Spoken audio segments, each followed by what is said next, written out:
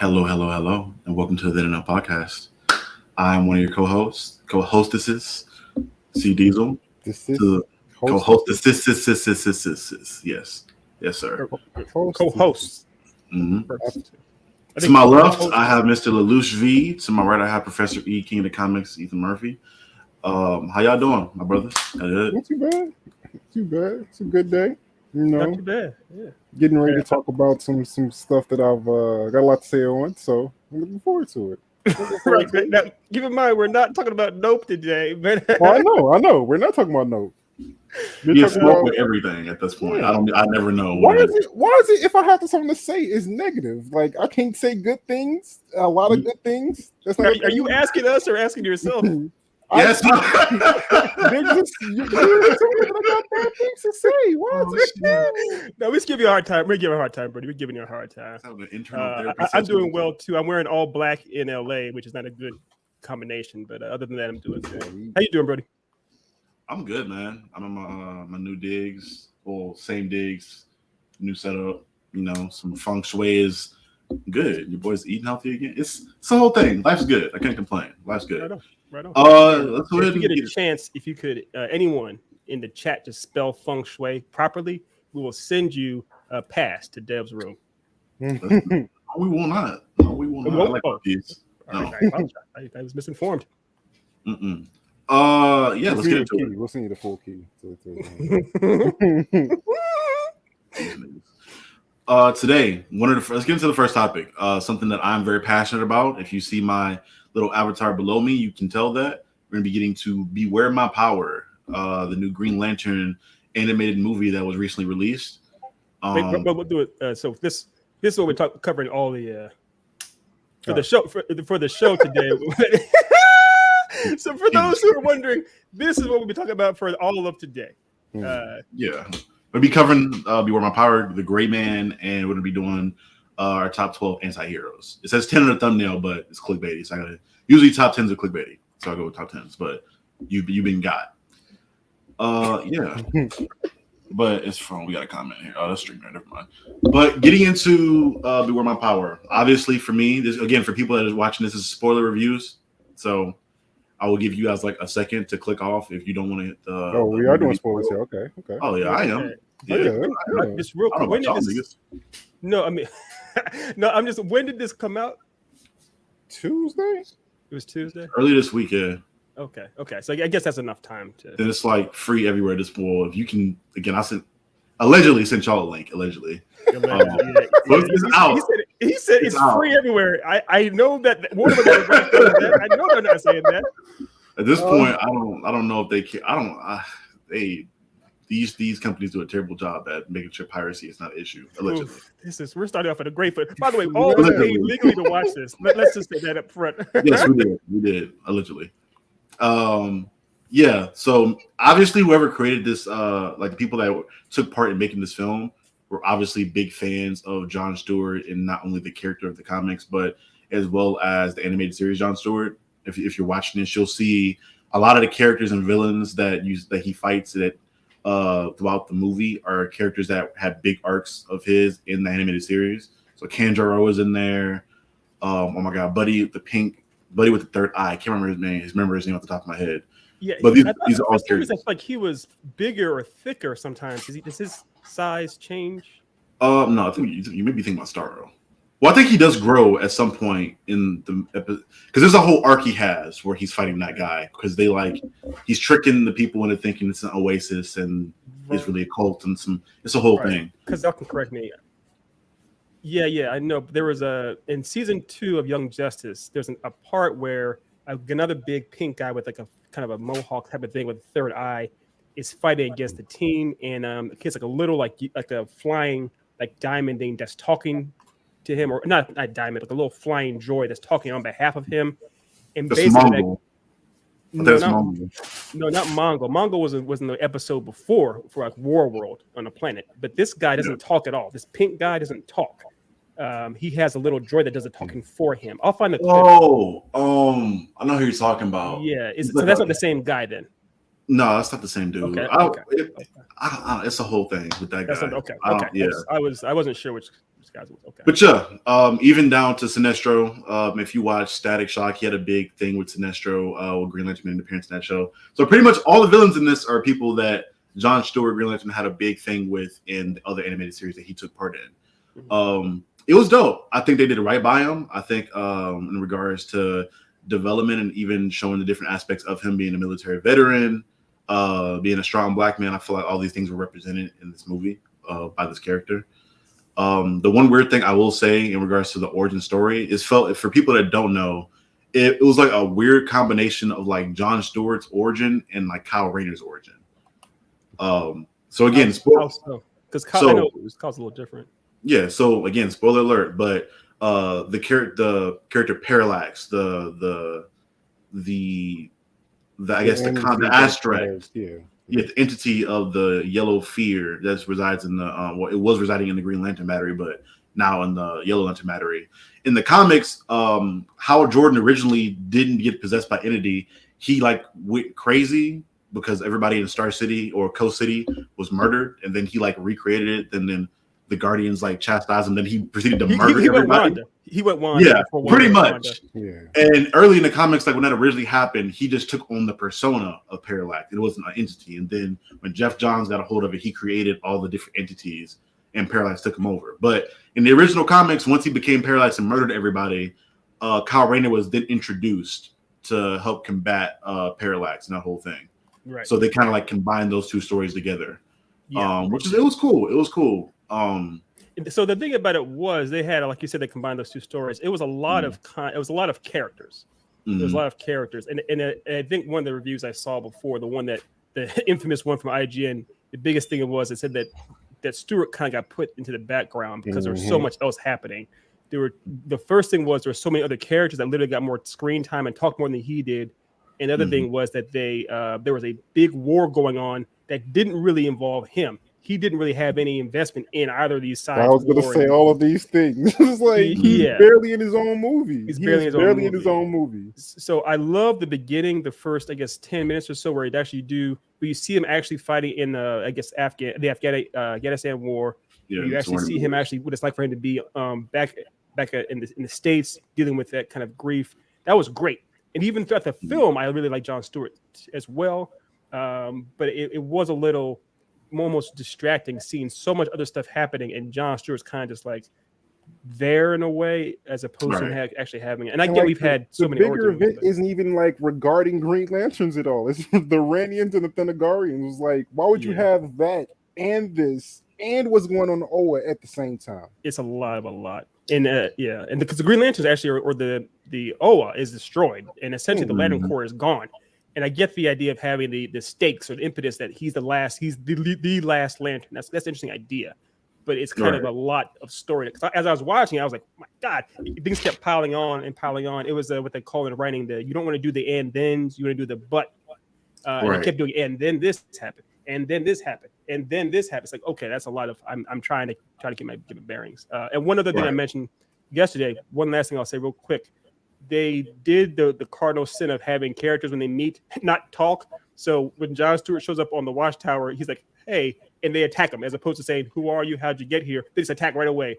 There's a part where Shaira first sees them on Oa, as opposed to her saying, "Who are you? How'd you get here? What's going on?" She just attacks right away. And then there's a part later on where they run into Doctor Strange. I'm sorry, not Doctor Strange. Adam Strange. I'm sorry, Adam Strange.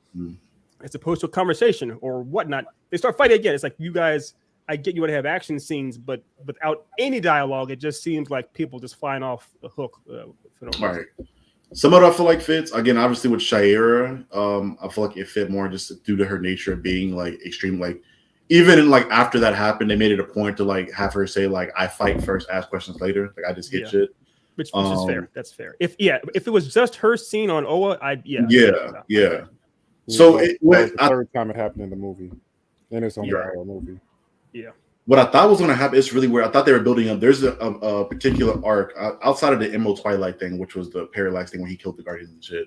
Yeah. There was an arc Jon Stewart had in which he was like delineating this war on a planet, but he ended up letting the planet just get destroyed. And then that was like a whole PTSD thing they get to deal with later on. So I thought that's what they were going to with the Iranian and the Thanagarian war is what I thought was going to happen. but they did end up doing that. I kind of agree with you guys in the sense I feel like a little too much was going on at one time. It was a whole thing with him where they were, again, there's a combination of different storylines they had there. Some of it worked, some of it didn't work.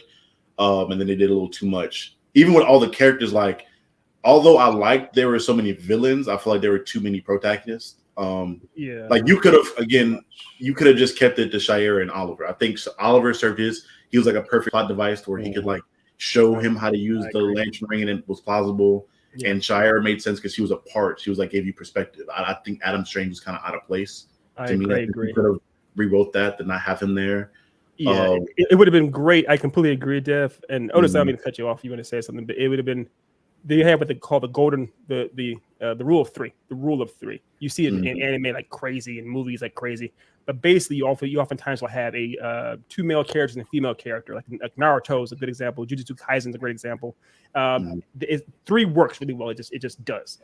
Having four, if it's not a guest star or that the team isn't working to help that one person, it can throw off the whole chemistry and seem bloated. If it had been a situation where Jon was trying to help Oa, if they were just focusing on trying to help Oa, if Oa was in ruins and trying to figure out what happened, and there's one opponent or whatnot, it made much more sense. But having it where it's Adam Strange and his crew, the Iranians and whatnot, and every other people, and there's a war being set, it was like it got a bit too much. It's a bit too much. Right.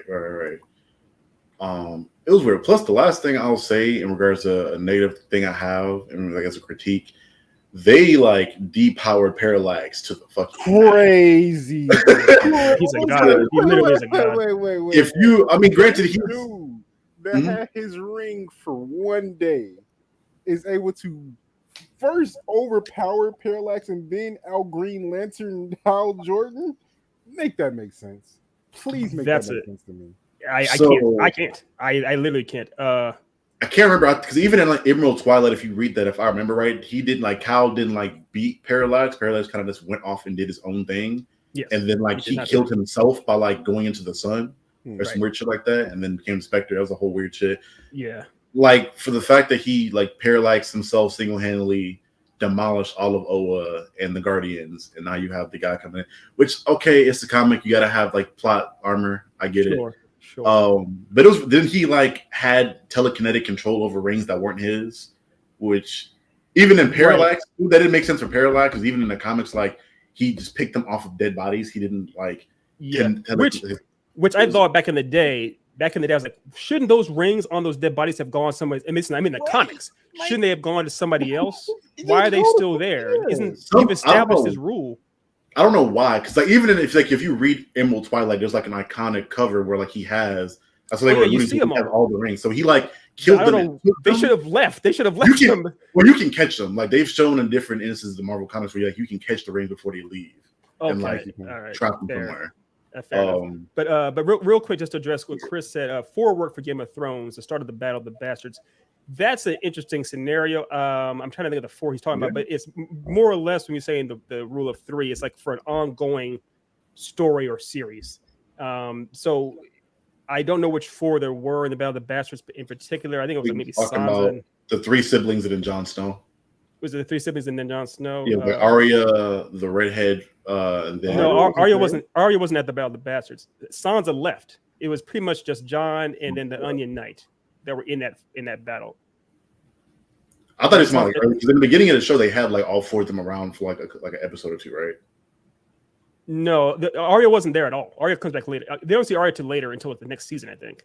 So I think after the first season, in the first season, Arya's going to not Winterfell. What is the opposite of King's Landing? King's Landing. Mm-hmm. And then after that, she goes off on her own, and then eventually becomes trained as an assassin. Yeah, 6 seasons later, you see. They don't see her for years. They don't see her for years. Yeah, she's gone through puberty by the time they see next. I don't know which four. Maybe his little brother is there who gets killed. So I'm not sure which four. But obviously this is it's not a hard and fast rule. There are teams that have more Teenage Mutant Ninja Turtles. Teenage Mutant Ninja Turtles, Rescue Rangers. But it's just what happens oftentimes. It makes for a sometimes easier story to tell with just three. It's just I think runtime plays a big part into it too. Like if you just have more time to flush out more characters, if you can keep their attention, like again with like Game of Thrones, there's like each episode was like an hour and some change. I think it was like 8 episodes. Yeah. So if you have shows where like that's 8 episodes, you have plenty of time. I feel like to flush out 4 characters if you need to. Oh yeah. Or even you're looking at like something like obviously it's a bad show. Well, a lot of people hate it, and it's objectively a bad show when it comes to the oh my god, the CW show, the time. Oh my god, I almost said the Guardians of the Universe. What the fuck is it? Oh, like you're talking about the Legends of Tomorrow. Yeah, they have like 5 people in that, but because like all those characters are in that show for the entire show, just about you have all this time to kind of like flush out personality traits and motivations of each character. Right, it's an ensemble cast, like the Magnificent Seven or something. Yeah. Yeah. By the way, I figured out what. So Chris said this. No, Ramsey Bolton shot 3 arrows that missed the brother, and then the 4th hit. He had jokes. My man had jokes. He had jokes we're sitting here for 15 minutes. I figured out this guy's cryptic message, like the Riddler. He had jokes. Okay, touche. Well played, Chris. But yeah, and I guess closing up the review on Beware My Power, I loved it, man. I thought, like even with all the negatives in it, I thought it was like a great representation of the character. He's needed something like this for a while. You got to showcase him and do dope shit and tell a pretty good story. I don't know how or if. Oh, also second thing, how I noticed the Kyle Rayner story. Kyle Rayner became Ion, or like pretty much like had the power of all the. Initially, again, it wasn't an entity at first. It was just he had the power of all the Green Lantern rings in him, which allowed like they had a failsafe in that to where one person could reformulate the entire core.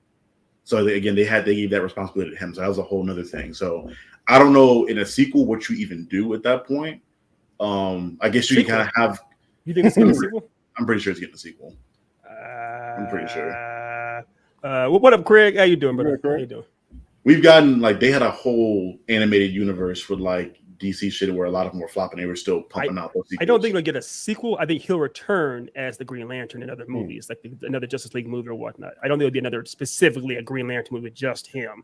Also, I feel like he still hasn't gotten his movie. Just him, right? Yeah, it's like where's his movie? This was the Battle of Iran. Oliver Queen got more dialogue than Green Lantern in his literally. If you count his, I'm not even joking. If you count his dialogue, I guarantee you have more. Yeah, I guarantee you have more.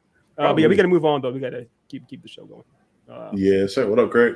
Getting into the Gray Man. For me, I'm gonna sound hypocrite. I've talked to Ethan about this. These type of movies where you just have like the super badass white protagonist, like John, almost like John Bourne, Jason Bourne, like Jason Bourne, John Wick. Those type of movies, they're cool. They just don't really do anything for me. This movie, although I'm not gonna say it was mid, I think it was above average, pretty much so. Chris Evans had a great performance as well as Ryan Gosling. I think as long as those two were interacting with each other, it was great. But whenever those two went off to do their own things, I was just like, okay, like it's there. I don't know. Sure. What do y'all think? I think this first. So now that we got rid of the nonsense here, let's go ahead and get to the. I just play it. Niggas. It'd be your own people. We actually have gameplay. Are we going to play that? Oh, are we gonna play it for this during the Gray Man, or are we gonna play it? Yeah, you play it the whole time. Why not? As well. Okay. For gameplay wise, we have gameplay of Batman Arkham Knight, the Red Hood challenge map stuff. So if you guys ever played that or were a fan of that series, it's dope. I'm a fan of the Arkham Knight stuff. Do you want to? I guess we can drop the graphic then, our names, because that's not accurate anymore. Yeah. We dropped the fucking volume on this too. There we go. Okay. So now the dev has said. Actually, real quick, put this up here. Apparently, Craig disagrees. Craig, I don't want to hear nothing from you because you thought the Batman was trash. I don't want to hear nothing.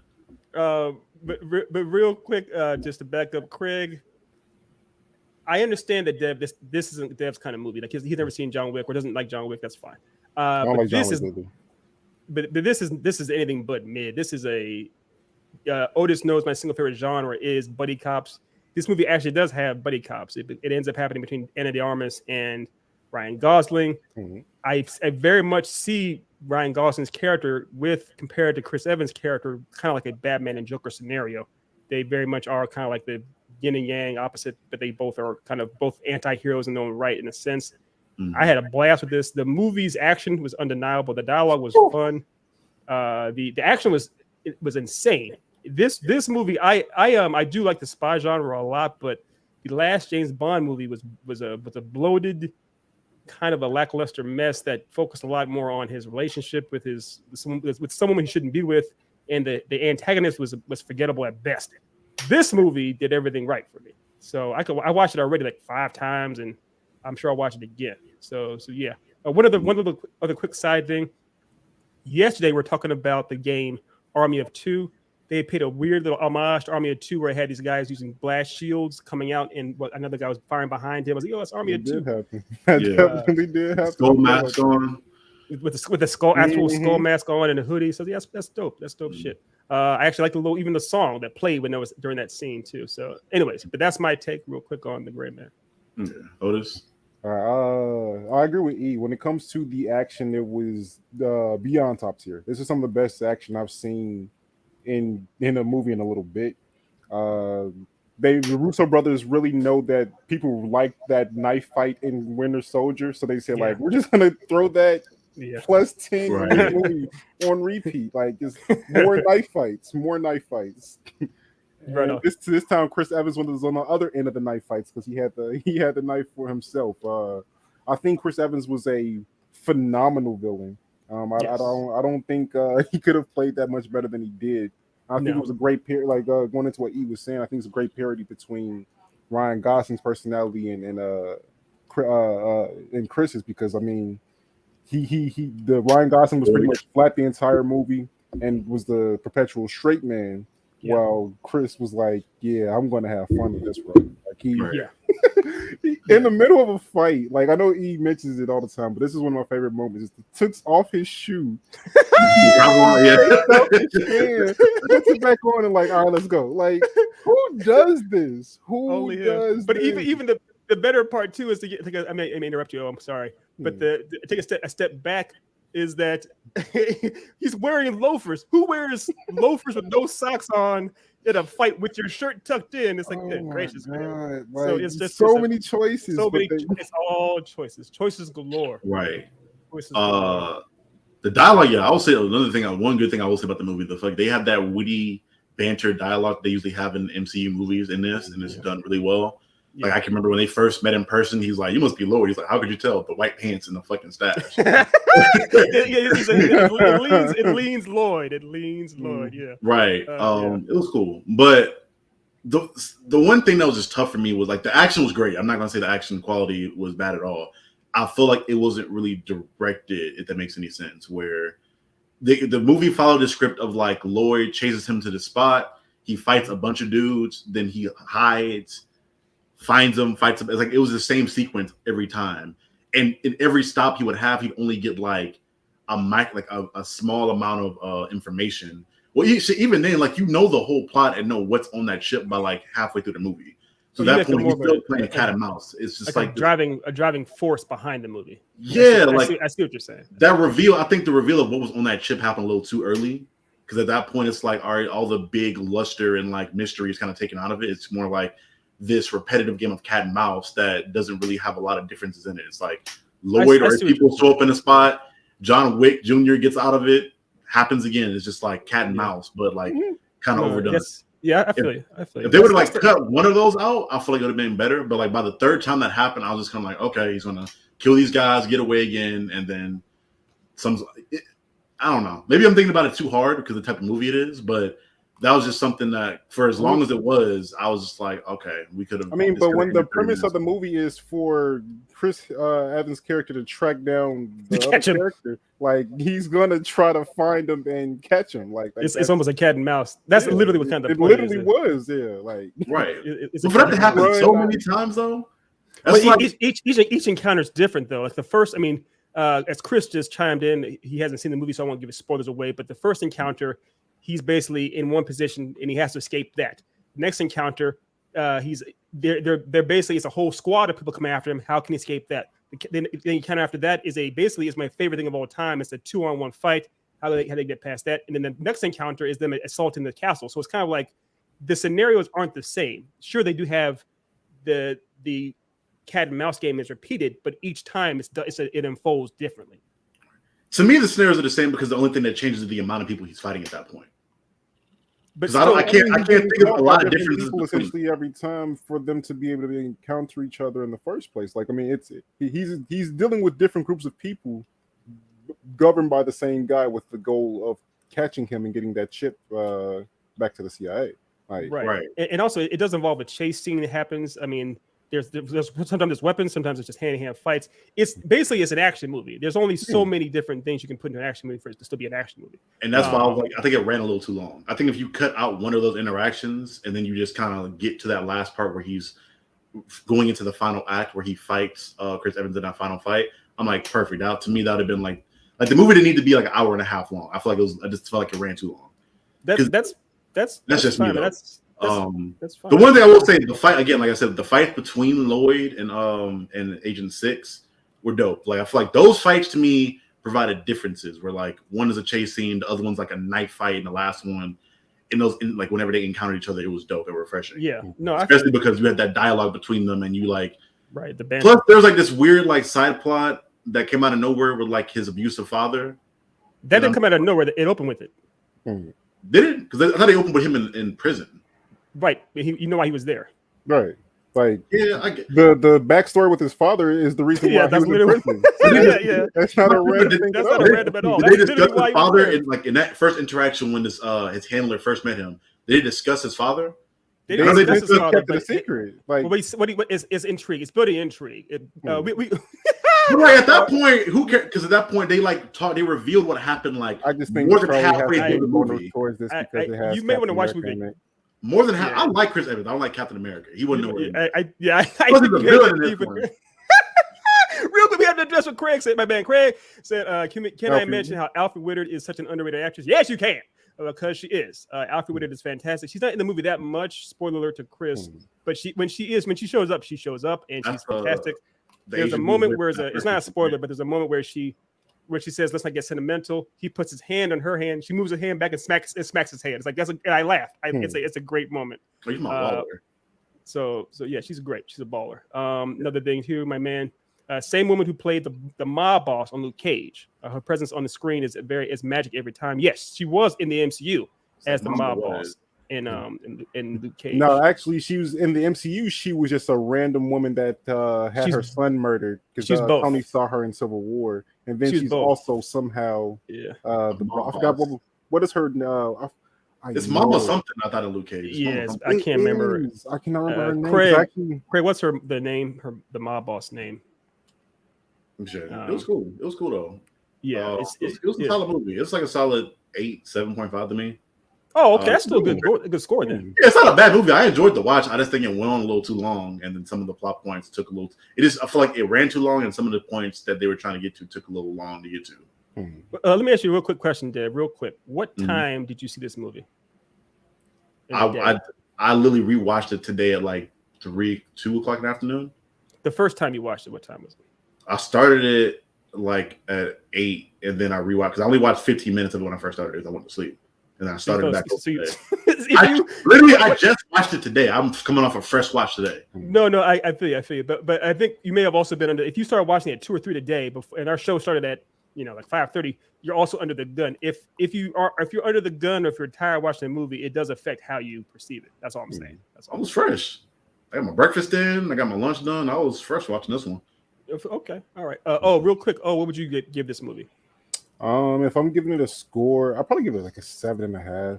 Like I said, like the plot wasn't necessarily the thickest I've ever seen, but the action was such a high tier that it kind of made up for it and made it entertaining. It's just all right. If I'm grading just the entertainment factor, this is a 50.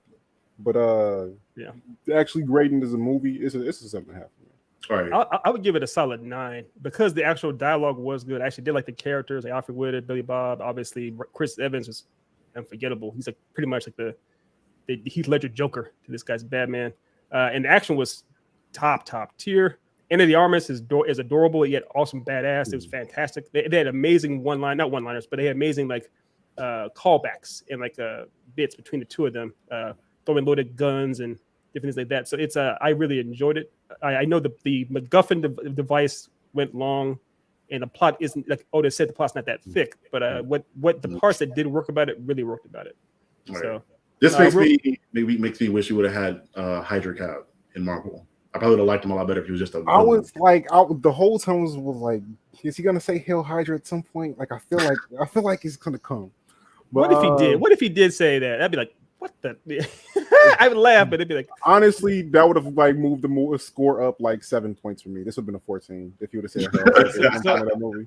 Like, so real quick, thank you to Craig. Her name was Black Mariah. Another thing is we don't have time. We'll get into reviewing this show next week probably, but they did do that kind of a callback in Harley, the Harley Quinn show, Harley and Ivy.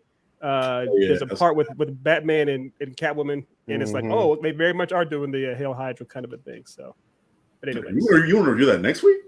No, I'm just saying we don't have time to review it this week. Maybe we'll get into it next. I'm just, 3 episodes in. You want to review 3 episodes? No. I'm just tossing it out there. Okay, but but speaking of the score for this, we actually never scored Green Lantern. Yeah, so y'all want to hit up Green Lantern? Yeah, it's a solid 8 for me. Green Lantern for me, it's a 5. Yeah, for me, it's about a 5.5. I really did like John's portrayal. Like I really like John's portrayal, but the movie itself, honestly, was very the thing bloated. Is, he was the best part of the movie. By far the best part of the movie. They didn't use him enough. It was like, what are you doing? Yeah, what are you doing? Yeah, it was more so. I'm biased though. It was a nostalgia backfire for me. I was looking at all the characters and all the different people they had in there that were big parts. I'm like, oh, I remember her and him and her and him. No. Especially, plus a lot of the characters they had in there are like deep cuts from like Green Lantern comics in general. With that's one thing I want to just real quick is that we're all biased. We all have our biases. We give each other hard times, but like Otis and Charlie know how much I love buddy cops. I can't help it. And we know how much Dev loves Jon Stewart and Green Lantern. It is what it is. So I mean, we're gonna get to my favorite character at some point in this show. So hey, eventually, several hours later. But no, I'm just kidding. Really so now we're getting ready to. Yeah, absolutely. Why wouldn't I want to get to? You do you, bro. You do you. I'm here to support you, my way. On that beautifully unawkward transition, I guess I don't even know what that meant. I don't either. I've been it the whole time. But we'll go ahead and roll the game footage. It's time for the blur down.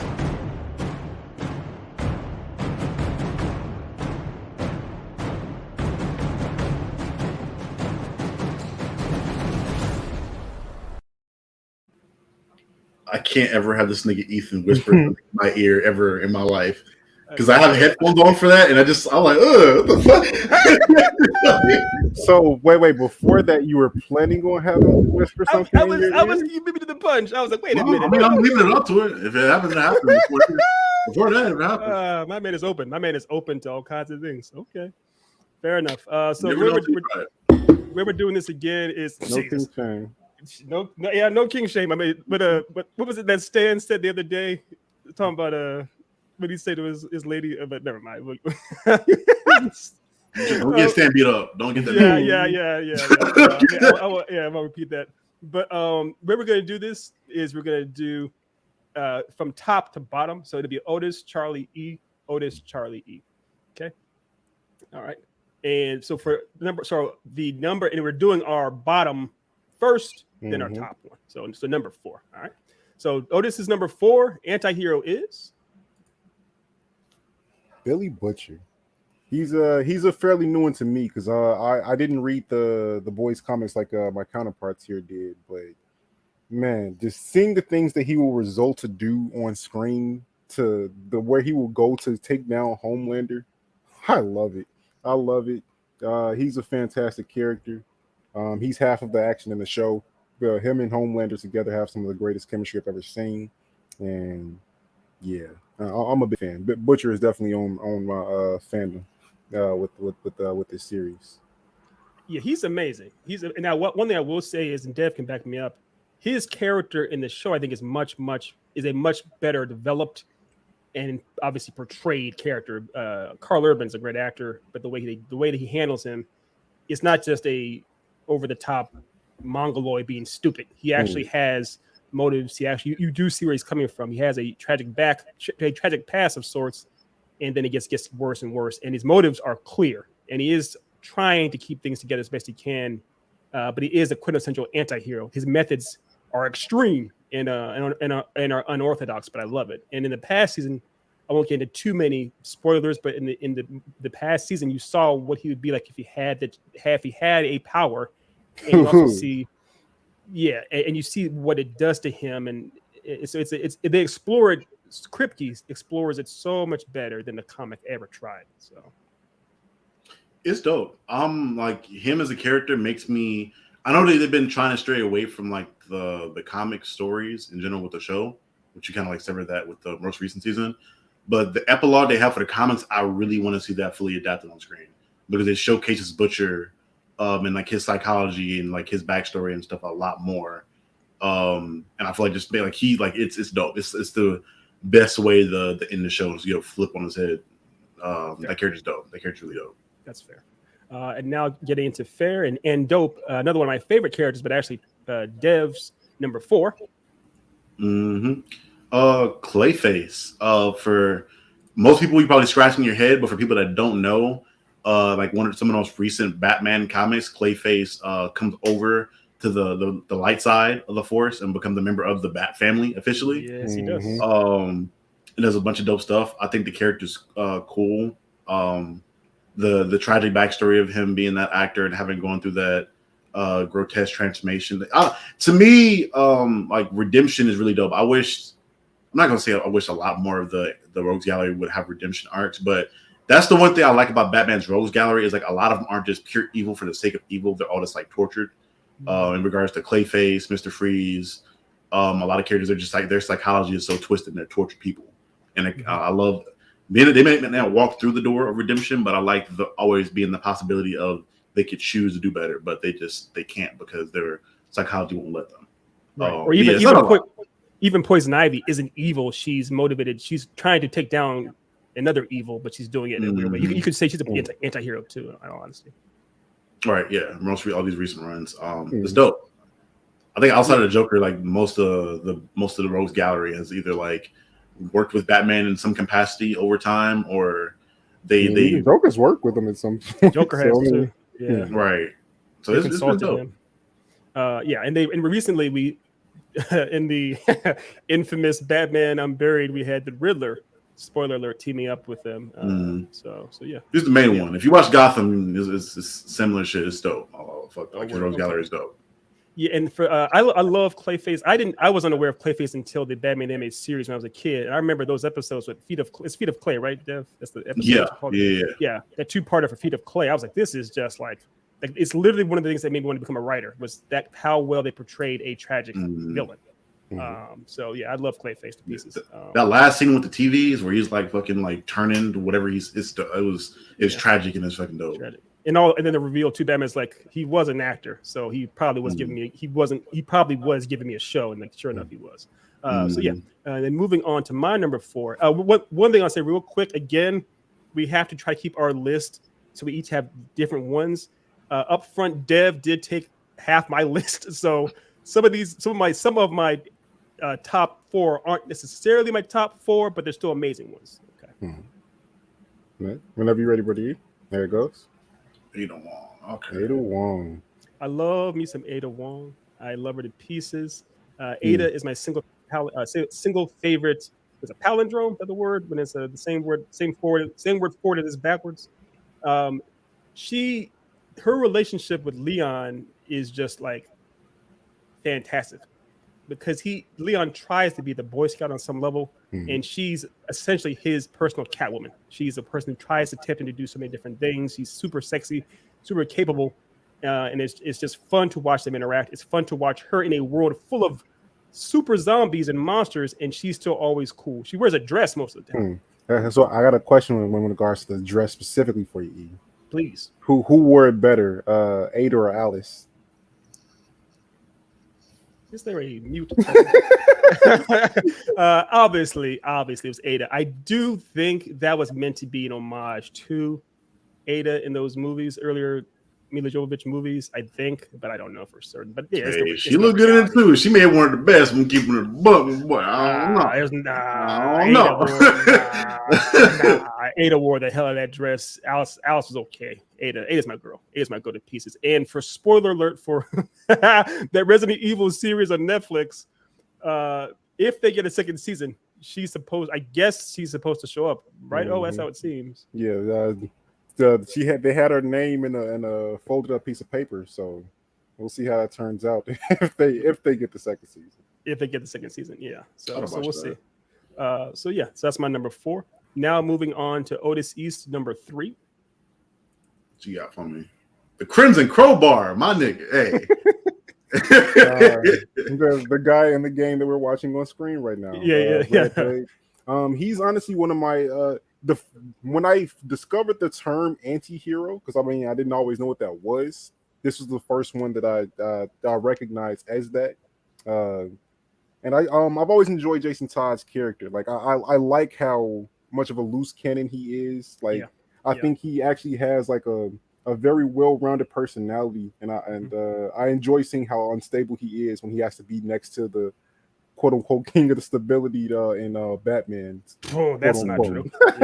But just seeing how his personality counters so different to the rest of the Bat family, seeing through his struggles, seeing him get repeatedly beat by crowbars whenever the Joker shows up. I enjoy him. I'm a big fan of Red Hood. He's a dope. Is he the weakest fighter out of the Bat family? Nope. No. At this point, he's got it waxed by everybody. At this point, outside of. He's also waxed everybody at this point too. Yeah, pretty much actually. I know he snooked Dick a couple times. I don't wait think a minute. He's beaten Dick. He's beaten Batman. I don't think he's ever beat Tim Drake. I don't think he never fought. Yeah, Tim. I don't think he's ever fought Tim. Right, but he slept quite a few of them at this point. Yeah, he's found ways. So real quick, we keep calling him the Crimson Crowbar. In a more recent story, Jason Todd gave up his guns and actually carries a crowbar. He has a crowbar and a sword. So I guess it's kind of he's reclaiming the crowbar back. He's actually using it to fight people. So. Trying to. Yeah. Then he gave it back up. Even down to his origins, like fans didn't like him so much, they were just like, kill this nigga. Well, get him out of here. Not Red Hood, Jason Todd. Todd.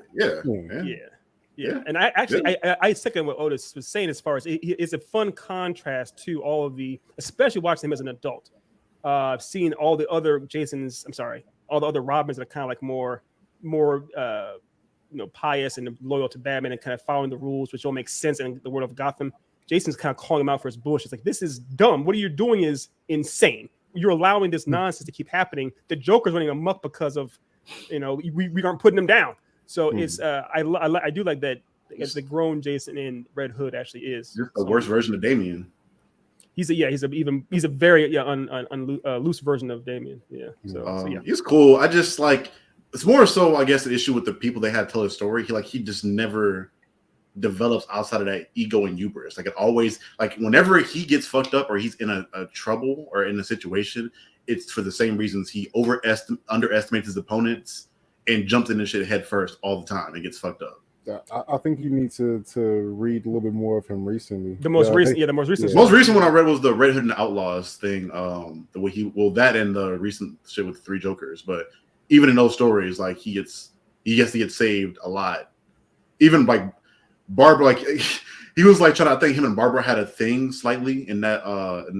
Was it not Death Family? I can't remember the name of the arc with the 3 Jokers, but she was just like, "Bro, you do too much, bro. I would be with you, but you just do too much." No, I feel you. He does have a lot of arrogance and ego, and his hubris does get the better of him. But like Otis was saying, there are stories where he's showing when he gave up the actual guns. I can't remember when that story is now.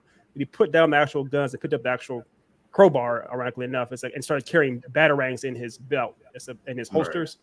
Right. It shows he's growing. He's growing as a character. I'd have preferred for him to be like Damian. If you just don't make Damian exist, I would have rather him to have that same arc, because in that sense they have similar. Yeah, correct, for sure. They have similar thought processes in regards wanting just to kill the villains outright. At one point, they're the rogue out of the Bat family. They don't just follow Bruce blindly, but he's just more calculated. especially in regards to them fighting, which I guess is more of a product of the fact he's Ra's al Ghul's grandson and he was trained by the League. Mhm. He Jason just doesn't think as much as he should, which is crazy because even like the Under the Red Hood story, he did that where he was like calculated in like how he approached Batman. Right, but, like, he's after very, very. I just don't see anything like that from him since that story. No, he's kind of like that's around. fair. It's fair. It's not his modus operandi. It's MO. It's not that. However, he is dealing with a lot of psychotic damage. I mean, like he has lots of PTSD from his upbringing. He literally died and came back. Mhm. He's been beaten to death by a crowbar from. I mean, he's not. I mean, he's a member of the Bat family though. Like all them kids have had like trauma. Not like him. Not like him. Not how many of them have. Barbara was like sexually assaulted at one point. Barbara and paralyzed. She was paralyzed and sexually assaulted. Yeah, and also she was alive still, though, right? She's alive. Isn't that worse though? Is it? You get sexually assaulted and then paralyzed. But she also like, she's not in the that streets, got though. undone for one, and then two, she's alive. Oh, Yes. man, okay. And then three, I she has a guess. dad. She has a dad that loves her. Jason does not have any of those things. So it's, I mean, also people respond not differently to count Bruce? grief and tragedy. If we're trying to like say that, oh, since you both got punched in the face, you both had to have the exact same reaction. No, that's not how it works. That's not how it works. They all, but I don't know. It's a whole thing. Like I think, in regards to that, I guess the whole debate thing. We got to move on. Yeah, you don't want to compare trauma. we got to.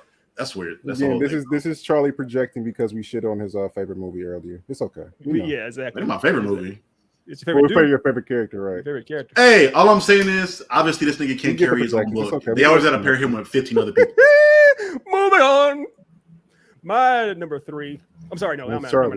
Charlie's number 3. Charlie's number 3. Yeah, Deadpool. Better version of that character. Better red-helmed anti-hero. Dude's just dope.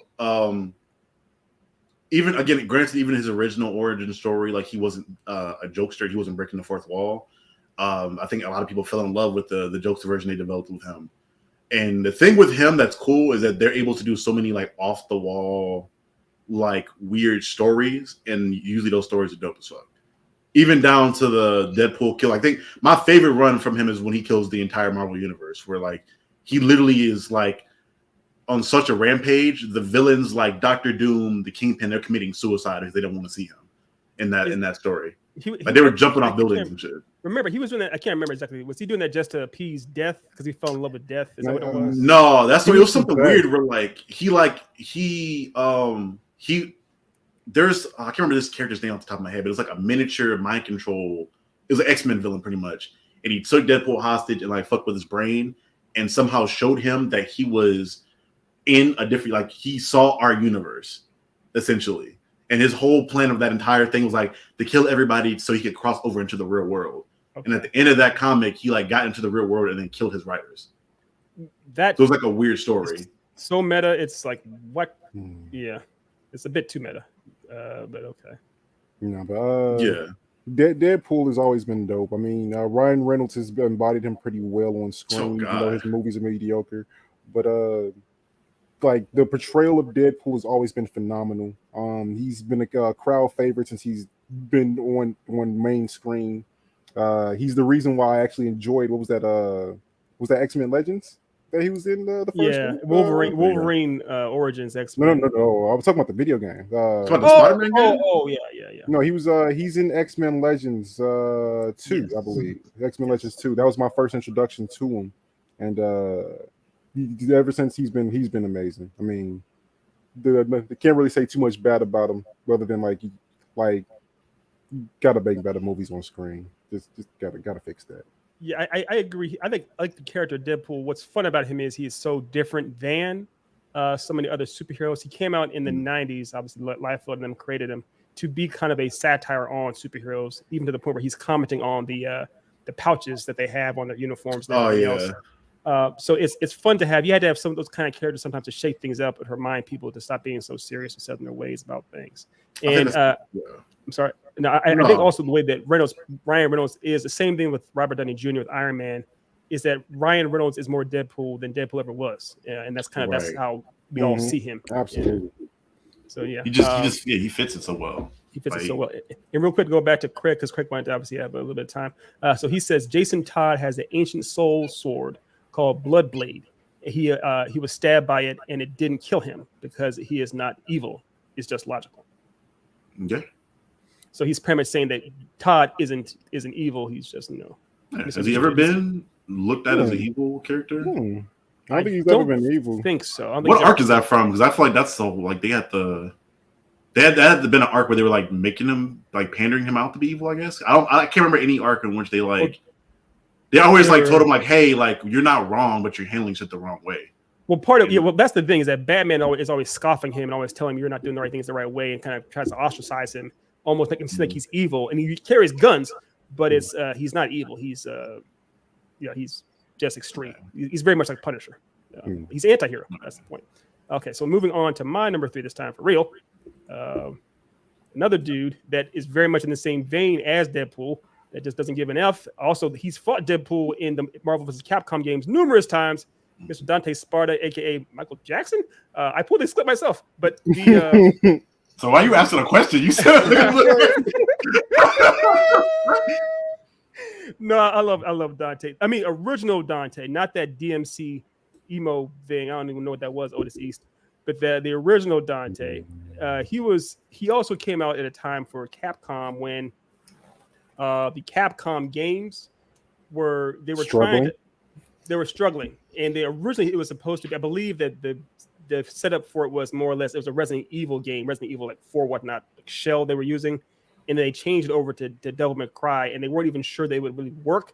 So they kind of did the same thing that they did with Deadpool, where because the writers and creators of Deadpool weren't sure they thought the book was going to get canceled at any moment. They just had fun with it. They did the same thing with Devil May Cry and Dante, and it paid off big. I love seeing characters just have fun. So it's Dante's my boy. I love watching him go ham. I love the idea. He always loves to pop up with corny one-liners and a big-ass sword and 2 guns named Ebony and Ivory. What else could I say? Which game was the one where he was like climbing the tower to fight Virgil? Was that the first one? 3. The 3? Yeah, that's when the hardest one. Yeah, it's the hardest one. Also the best. Like DMC 3 was fantastic. Now 3 and 5 are 3 and 5 are the best too. I still have not played 5. Yeah, 5. If you're a fan of this, if you have time, I'm sorry. 5 is the one I get. Is that Virgil's son? Is that the one where Virgil's son is in it? What's his name? Nero. Yeah. Nero. Yeah. Mm-hmm. Yeah. Okay. Yeah. So yeah, it was weird. It was cool. Yeah. No, he's in 2 of them though. He was in 4, and then he was in 4 as well. 5. Yeah, Nero was in 4 first. I won't spoil because you haven't played it. I won't spoil the final plot of the last one, but it was alright. It was cool. Yeah. And then Craig's backing up what he's saying about Red Hood here. Thank you. Appreciate that, Craig. Yeah, the Red Hood and Outlaws, right? Where it was like him, Dick Grayson, and Starfire. I believe so. He's saying number 45 of Outlaw. Yeah. It's like a whole little run. Right on. Okay. And moving on now back to Otis's number 2, right? Otis is number 2. Mm-hmm. And that is the Punisher. So honestly, I've always kind of agreed with his methodology. I think it's kind of necessary for like if you think about some of the criminals that are in the Marvel universe, you can't tell me a lot of lives wouldn't be better if they just weren't around it. Like I mean you're not wrong. You're not My wrong. only thing would be is like do it, but do it quietly. Because the fact he's so loud and you know who he is, now everybody's mobilizing against you and everybody gets caught in collateral damage. If you're just like quarter owl shit, nobody knows where to go to mobilize to get you. They just get scared. They're gonna like go into their castle and hide. They're not gonna like destroy half the city to find you. Yeah, there's a reason assassins get paid money. Yeah, right. Yeah, but I mean, I like the demolition because I mean he's an angry dude. He is literally venting in the worst way physically possible, and I love it because I mean he gets it done. His kill count is absurd. He also has a run where he kills off the Marvel universe. So I mean, it was pretty solid. It was pretty solid. It's a different thing. I love the Punisher. My favorite version, obviously, was the one. Who was that writer? I can't remember. Back in the early '80s, that did a run for him. It wasn't Miller, but it was an earlier run where it explored some of what happened to him in Nam more as to why he was the way he was, and it was really, really good. And it's almost like a flashback story with him telling was Microbite his partner why he is the way he is. But it was awesome. But then Jon Berenthal, holy God. Oh my God. So Jon The Berenthal is prison scene. the prison scene. He's the fourth version of the Punisher live action. There was the guy. Punisher Red Zone was a thing. I forgot about that. Yeah, you forgot about Punisher Red Zone. See. Dolph Lundgren was like this. He had the size and look of him, but nothing else. He didn't have any of the charm or nothing. It just didn't work one bit. Then we had Thomas Jane, who wasn't bad. Thomas Jane was pretty cool, but he's very, very small compared to like what you want the Punisher to be. And the movie was kind of weird. It's like, what, John Travolta? And then of course Ray Winstone isn't bad, but the movie didn't fit him. Ray Winstone could have done it more or less, but nah, the movie was a bit garbage. And then of course Jon Berenthal. There's no other. It's him. Jon Berenthal is the Punisher. It's the same way that Ryan Reynolds is Deadpool. He's the Punisher. Yeah, if you cast anyone else to be Punisher, like I'm boycotting. Like get Jon Berenthal back. He was amazing. Yeah. And if you're bringing back the if you're incorporating the Daredevil stuff into your universe, I mean, he's already literally there. So. He's there because Charlie Cox and Vincent are there. Yeah. But I think recast Iron Fist though. You could do that if you want. Please, give me Iron Fist. He's one of the better ones. Yeah, I think Marvel is just so tough. There's like so many hand-to-hand combatants, and you have like that top 5 with like the Shang-Chi's, people of that nature, where it's like, damn, he's up there, but like I don't think anybody goes to like number 15 on the list. Once you get past that top 10, people are like, all right, cool, we acknowledge it. Right. But one thing is that you do see Punisher throwing hands. You see Jon Berenthal throwing hands. The thing is, no one can hang with him. So it's like he's done with his hand-to-hand fights in like seconds. I mean, like Otis said in the second season of Daredevil, in the prison, he took out a hallway of criminals or a whole cell block of criminals by himself with his hands. So it does show he has hands. He just doesn't have anyone to go, toe to toe with for a while, basically. Plus, he'll be throwing hands like that. He pull it up on that energy where you getting shots. Yeah, you getting it stick. It's like just expect your building that you were in to not be there by the time the Punisher is done with you. It's like could you imagine if you walked out to get some groceries or some ramen noodles, you came back and like, where's my building? Where'd I park my building?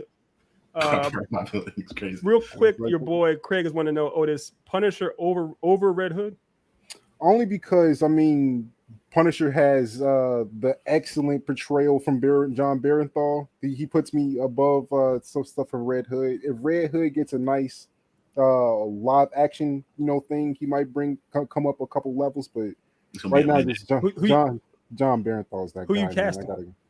For Red Hood, honestly, I don't really care that much. Like, put the hood on, like, and just make the voice fine. Like, I don't even need to see your face.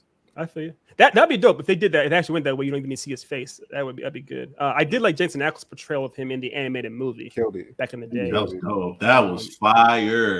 That's what I wanted more of. You could literally, based off of what we saw from Soldier Boy, you could actually have Jensen back to play Red Hood in live action movie too.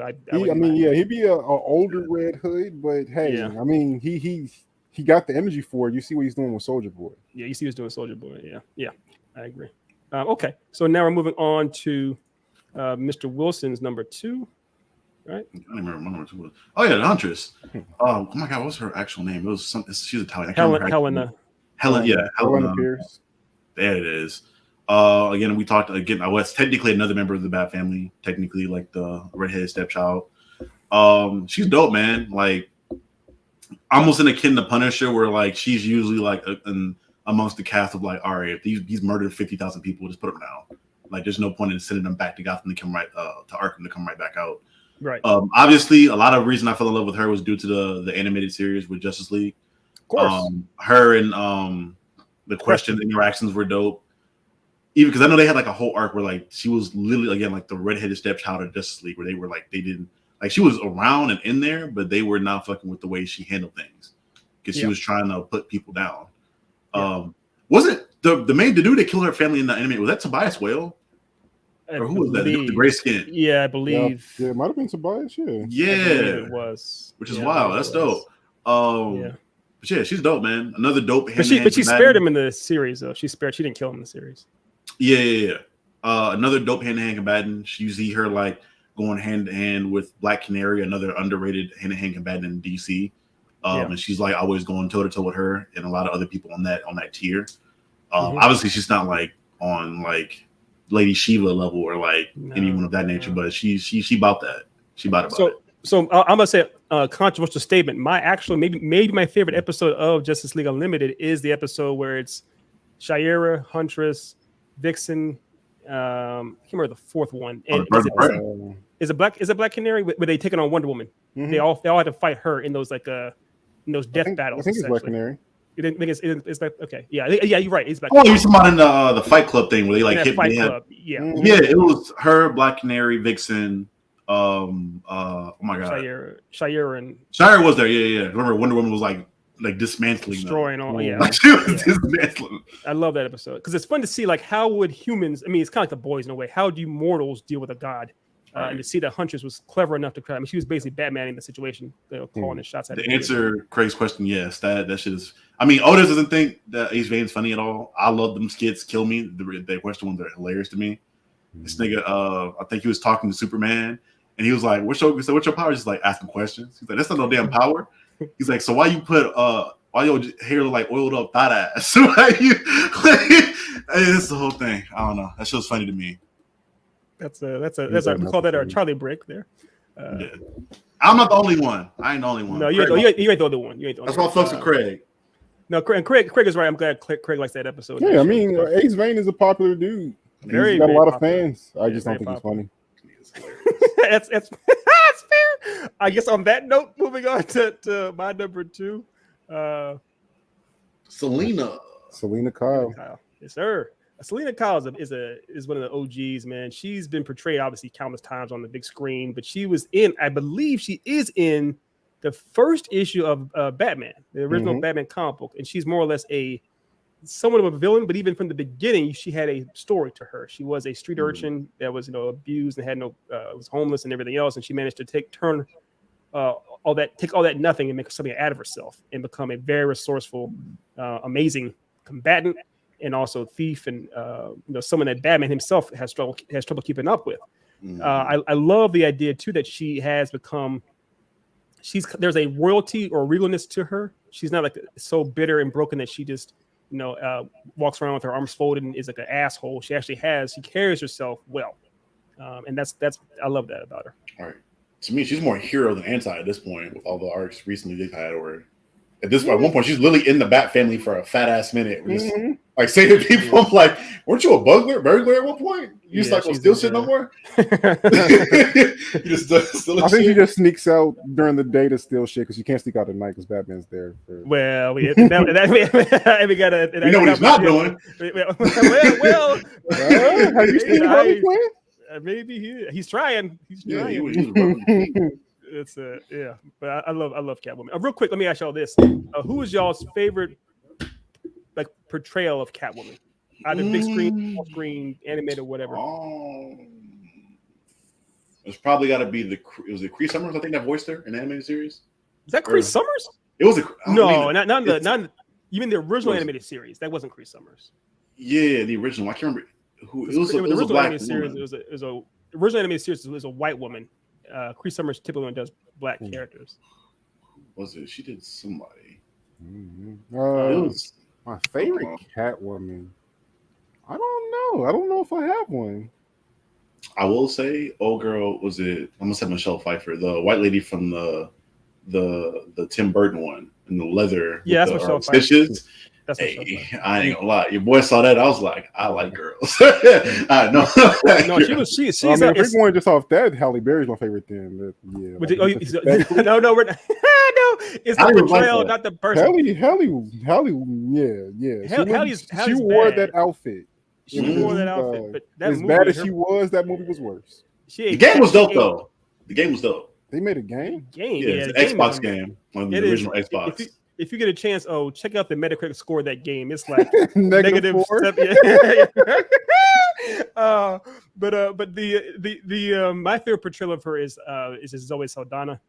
Am I pronouncing her last name correctly? I'm not sure. Yeah, I guess. Wait, Zoe Saldana did which one was that? Catwoman? In the Batman, that's Catwoman. That I didn't. Oh know no, that's not Zoe Saldana. No, not That's Zoe. I mean, Zoe Kravitz. Zoe Kravitz. I'm sorry. Oh, I forgot. How I forget about my bae? Kravitz. Of course, yeah, Kravitz. Zoe. I forgot about my bae. Hold on. Yeah. That's my favorite portrayal for because it's a very. I feel like her portrayal or performance is more nuanced. She has the pain, but also she has the badass. She also, and she's young, but she pulls off all the things I wanted from Catwoman. So my favorite. My answer. I changed my answer. It's Zoe Kravitz. I forgot about that. Right on. Granted, she may not be in the next one because she had some skeletons that got brought back up. That was it was a whole thing. But I hope she comes back. I hope she comes back. Okay. Did you already bring up this question Craig had here? I did not. What is it? Yes, who be able to steal the item and get away if we're all going for Carmen Sandiego? It would be Mystique, obviously, but I think people sleeping on Catwoman. They're sleeping on her. If they all had it, the idea is who could get to it first. It's probably Carmen Sandiego. Nah, if they all had it, who could get away the easiest? It's Mystique. Bro, if they were like, let's say just the simple shit where it's like a retinal scan or something. Yeah. Carmen and Catwoman got to go find the eye to scan or do something crazy. Mystique's just like morph in, out. Like she can walk into places and walk out of places. They break into places. Catwoman and Carmen Sandiego wouldn't bother with a retinal scan crap. They break in. They find another way to break in there. That's the whole MO. But that's the thing, though. Mystique can walk in, get shit, and walk out. They have to break in. She can walk in. Oh, so you're saying? I see what you're saying. The speed. She's that much faster. I see. I got you. She doesn't have to try. And like it's not like a time like like for break-ins like that. It's usually at night. She's like, I'm walking in the middle of the day. Yeah, that's fair. You know what? You're probably right then. Yeah, you're right. Yeah. As far as Steven goes, Catwoman's up there, but as far as just being able to basically just trick everybody, it's Mystique. Catwoman, though, I'd say she's second to me. Like, if you're dealing with Batman and like stealing shit from like, didn't she steal something from the League at one point or some shit like that? Or like like you stealing from the League, you straight. Yeah, she's up there. It's fun. They actually had it in the last episode, where I think it was last episode of the Harley Quinn. It shows some of the things she's stolen from the League and stuff like that. They're sitting there, just sitting in her room, sitting in her place. It's like, you stole from Race and you still alive. Hey, you got that. She's up there. She's up there. Speaking of Race, it's a weird segue, but I'm gonna keep it. Get into Otis's number one. I don't. It's weird. I'm keeping it. So my number one is completely wait. obvious. How was that a segue? It's a little. Like, that's what I'm saying. But yes, going into my number one. I mean, Lelouch is literally the name of my persona on here. So I mean, it was a no-brainer for me. Lelouch is a character that is very complicated. He has his motivations early, and you see them change over time. You see him grow as a character, and what lengths he will go to get where he wants to be. I think he is the true definition of an anti-hero in that aspect, especially considering the way the show ends, which I won't spoil because I know. I don't know if either of you guys have finished. I haven't watched Code Geass at all. Yeah, I watched it a while ago. But Lelouch is the quintessential anti-hero for me. And he does it without actually getting his hands dirty majority of the time because he has his ways. So nothing but respect for Lelouch. Lelouch is a boss. The thing about him is they set him up from his intro scene. Correct me if I'm wrong about this. His intro scene is him playing chess, where he spells out the idea of like you need to be 2 to 3 moves ahead of your combatant at all times. And it's like and they show that in the show he's always 2 or 3 moves ahead. And sometimes you think, oh, he's not, but the whole point is from the jump, like you said, that by the end you realize, oh, he'd already set it up. He set up already. There was no the game was already over before it even began. The game was already over before it began. Damn, words are hard to say. But the only thing I know about him is that him and Edna Mode would have beef with that fat ass cape. Oh, his cape game. No capes. His cape game is that's technically not his cape. That's Zero's cape, which is technically a different person, but that's his alter ego. No capes. Yeah, it's no capes. Let me ask you, since you brought up capes, though, if y'all were going to be an anti-hero, not a hero, an anti-hero, would you rock the cape? It had to have the functionality of Batman's. There's literally no scenario ever in any situation. Whatever I'm doing, I'm going to wear a cape. Unless that cape gives me my superpowers, it's not coming on. Man, but the capes are so badass. It's kind of like it's not meant to be impractical. It's like I'm wearing this to show that I'm a baller, I'm a boss. I know I can't go through doors ever, but I'm already a big enough target as is. A cape on me is just like a literal flag saying this is a person coming to me. I'm good. Let it flap. It would have to be some Batman functionality where I can use it like a shield, I can use it to fly. I gotta be able to use it for actual shit. So you only want it for real stuff. Yeah, I don't want it for decoration. I want it for decoration. I want it for pure decoration. I don't want. I mean, if I'm with my lady alone, I'm cool just wearing a cape. You feel me? You don't get that. She'll give you that dark side treatment that he had Superman in Apocalypse. Like if I can give Strange's cloak, I do that. Strange's cloak is cool because it lets him fly and stuff. It does let him fly. Yeah. But nah, like if it's not bringing me something like that, it's a design flaw. I'd have the Batman Beyond wings on my back or the Spider-Man web squirrel. Yeah, but they retract though. It's not the same thing. I want it to be there all the time. That's kind of it's a baller move. They don't have to retract. Be times where he'll like sit around with them and shit. No, but Guinness's retract, but I know Spider-Man's don't originally. But okay. So moving on to Dev's number 2. I'm sorry, Dev's number 1. Numero uno. 1. Yeah. Vegeta. This has got to be.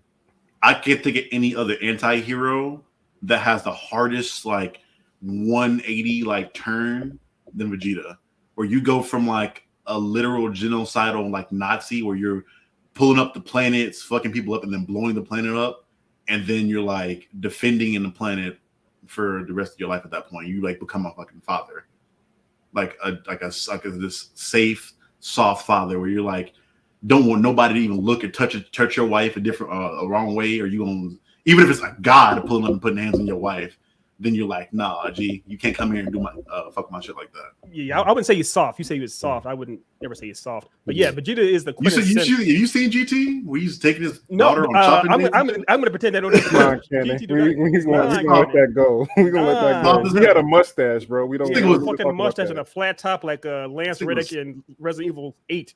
The show, whatever. So nah, I was dancing. Even in Super, his was doing a whole dance. So niggas like old Vegeta would have just saw Beerus and said, you know what, fuck it, I'm still gonna try. He was doing. He's like, hey, because Vegeta was already like, as soon as he was like, oh, that's Beerus, I'm afraid of that guy. He gonna give him the same type of energy he gave to Broly in the first movie. That's How many times have you seen him go through conflict resolution though?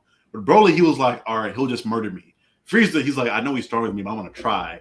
Beerus, he was like, I don't want you trying to fight this man at all. I want to dance and entertain him. Yes, but he still does throw hands with him once he hits his girl. But the thing is, he has I know my family. Literally, my family's right there. He will kill my family for the sake of my family. I will do this nonsense for them, essentially. So it takes a real man to do that kind of stuff. It takes a real man to dance. I'll put it that way. Real quick, I got to address the crowd. My man Chris came in here saying, I'd wear a leopard skin cape just so I can do the turning cape thing and let the tail of the cape hit whoever's face. Preach! I'm going to go shopping for that today. Get myself nice. When it hangs you out from the ceiling by that cape, I'm gonna laugh. So now, it's not to fight crime. It is the door of the Uber he getting out of and get dragged down the street like Blue Hawk and the boys. Oh, that shit from The Incredibles where you got sucked into a turbine. I'm cool. You trying to say that my man can have his own car? He's an Uber to go where he was going. He can probably drive himself. I mean, if you got a cape, you should be pulling up to like a red carpet event like that. If you in a leopard cape, so a limo. Oh, the one caveat: if it's that side cape, we talk about the shoulder cape. If it's the shoulder cape, we good. That's different. Shoulder cape. See, shoulder cape. Niggas don't want smoke. Nobody wants smoke with the nigga with the shoulder cape. Yeah, who wore it best? Like, would it be like Shazam? If I see a shoulder cape, I'm just immediately like, arrest that man. You're not trying him. You're not going to try him. You're not going to try him. Don't trust it. You're not about to try him. You don't want smoke with the nigga with a shoulder cape. Shoot him. You gotta hit knife. There's too much going on there. There's too much going on behind that little shoulder cape. Why would you have a cape on one shoulder? But I love it. You want no smoke from that man. You a big black dude too. You know you're gonna get shot. Yeah, I want no smoke with them. It's like wearing black Timbs, but like times 10. I don't want no smoke with that man. Yeah, if you were black Timbs and a shoulder cape and a full leopard skin cape, if you had doubled down like that, tripled down on that, ooh. Why are you trying to force this leopard skin cape on us? We didn't say nothing about that. No, I'm not. Chris said it. Look. Chris said it. And I'm just backing him up. I am just backing him up. Trying to force this leopard print cape on us. He said, look at that, Pimpalicious, super Pimpalicious. Yeah, I completely agree. No kizzy. Speaking of Pimpalicious, my number one. Now that is a good segue, Charlie Wilson. My number one. Okay, we gotta have a conversation, Ethan. Is you Ahsoka. and like children or characters that prey on children. We gotta have a conversation. We are talking again. We are talking about anti-heroes. Now he doesn't just prey on the children. He actually saves. Keep in mind, in the actual anime and manga, he does not actually do anything to the children. He doesn't actually touch them in any way or bother them in any way. All he does actually is save their lives and team up with them to get them and watch what they them. want.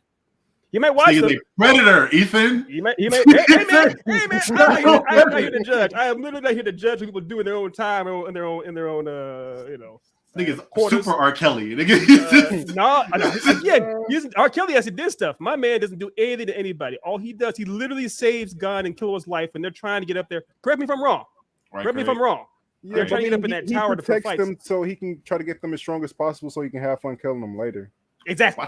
Watch niggas from the bushes you like have fun killing them later, not actually doing anything else. He's getting so strong. I can't wait. Oh god. Yes. Yeah, I mean, bro. Think about how many villains. Think about Batman and the Joker. It's the same idea as far as you want the villains oftentimes define themselves by their heroes as far as someone they actually want to be. What the? Let me erase that. Kelly is crazy. No kizzy. Art Kelly. But all I'm saying, man, is Ahsoka is the man. I love. He's such a bizarre, different, out there character, and also he's a cool character because you have no idea what to do next. We're talking about Chris Evans, aka Lloyd, in Gray Man. You don't know what to do next, and it's fun to watch someone like that just at the wheel, just like, okay, here we go. Are we going straight? Are we going forward, backwards, and then go purple? I love that kind of stuff. No, he's going straight to fucking jail because this thing is a predator. That's where he's going. Go ahead. My bad.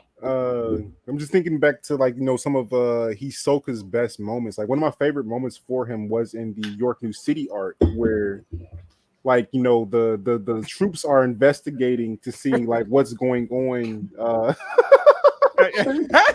No, I'm sorry. The troopers trying to figure out who Gon and Killua are, and you just looking at Hisoka the whole time. Is like, is he gonna rat them out, or is he like gonna keep protective? Like, you literally never know what he's gonna do when he's on screen. So I appreciate his character for that. He's probably my number 3 character in Hunter x Hunter for sure. Yeah, he's up there. And also he does, I don't know what his actual sexual preference is. He asks out old girl when there's a part after a fight. He says his arm is messed up and she's like stitching him up. And he asks her on a date. He's like, want to go get some lunch or dinner or whatever. So I mean, I think he's pan. I believe he's pan. Yeah, almost certain he's pan because I think he has a crush on Ilumi. Yes, I think you're right. And then also it seems like he has a crush on Crollo too, I believe. Yeah, he just has a kill boner for Crollo. He want to fight him so bad. Fair, yeah, maybe more of a kill. You want to smoke so bad. Yeah. I never thought you ever had that person where like you want to just fight them so bad for whatever reason. Mm-hmm. Yeah, I got one dude from high school. It was like that, but he got arrested, so I can't. All right, R. Kelly energy. Okay, no, you. R. Kelly fight. We gotta. Craig, we gonna have child labor laws or something. I guess I don't know. Child labor laws, but that is our something that one time I think it was. I'm not sure if it was Craig or Chris or someone, may have been Zai. Once asked if we would do a quick rundown of our numbers. So what I'm gonna do right quick before we part is I'll just do it this way. Just go real quick. So number 4 for Otis was Billy Butcher. Number 4 for Charlie was Clayface. Number 4 for me was Ada Wong. Number 3 for Otis was Red Hood. Number 3 for Charlie was Deadpool. Number 3 for me was Dante Sparta. Number 2 for Otis was Punisher. Number 2 for Charlie was Huntress. Number 2 for me was Catwoman. Number 1 for Otis was Lelouch. Number 1 for Charlie was Vegeta. And number 1 for me was Ahsoka. Yeah. I cannot wait for that fight. I cannot wait for that fight. Are they bringing that back? Yeah, the mangas were announced to come back for next year. I mean, not the manga, the anime. Yeah, I think they kind of almost officially announced the manga's not coming back, but the anime. But the anime is coming back. Yeah, he's just having stuff. But the anime is coming back. Yeah, the anime coming back next year. But it's by the same studio, right? Same studio they did before. Same studio. Yeah. And man. Yeah, that's what I'm looking forward to most. Then we'll do a watch party. I'm gonna fly to Buffalo to have a watch party with Otis for that. Yeah, I'm gonna be sitting in my chair, rocking back and forth, watching that fight when that happens. Yeah. So I'm so excited for that. With popcorn and wings, man, lots of wings, like wings galore. This nigga Hisoka trains to AJ number to number. It took him a second, but he got it. I missed that, and I'm glad I missed that. Whatever it was, it ain't worth it. Yeah, but that's been an hour, guys. Church announcements.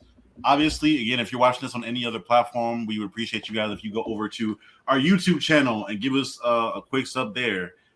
You'll find, again, more reviews, and you'll find, obviously, these live shows like we're doing now, but you'll also find other video essays and interviews that we've done with different people, from comic creators to certain actors and things of that nature there.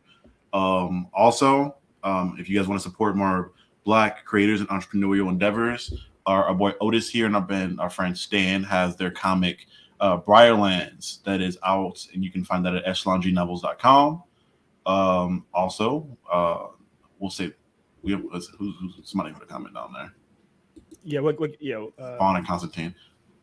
Spawn. I didn't think about that nigga. Honestly, I think Spawn is a hero. I don't think Spawn is an anti-hero. I think I see him as an actual hero.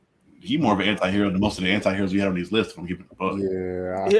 Yeah. But he doesn't do. I guess the thing is, fair. He does. But I still see him only doing. Well, no, he does do. He murdered a god and killed God in the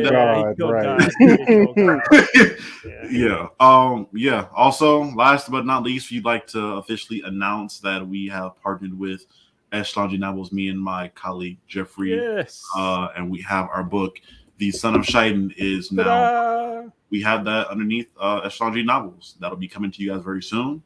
And we'll guys give you information on where you can get that. Credit to our boy Skaza Singh. That dude did amazing work. He did the art for this entire book, and he did a phenomenal job. If you guys need any freelance work done, go see my man. He's an amazing artist, and we really appreciate him. Can't wait to work on future issues going forward.